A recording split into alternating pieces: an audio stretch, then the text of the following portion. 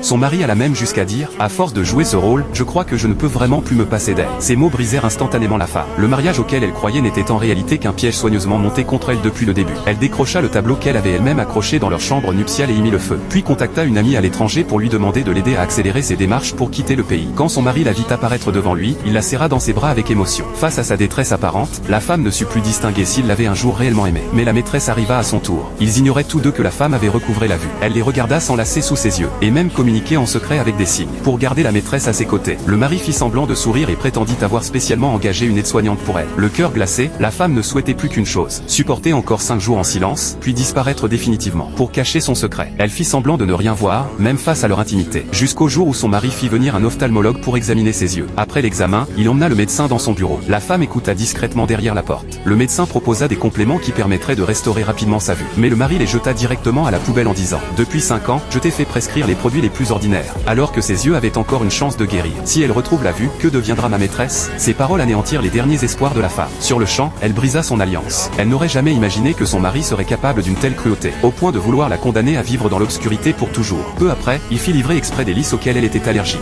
et amena même un chien féroce, prétendant que c'était un chien guide, avant de lâcher délibérément la laisse. Terrifiée, la femme se réfugia instinctivement derrière son mari. Mais la maîtresse fit aussitôt semblant d'avoir peur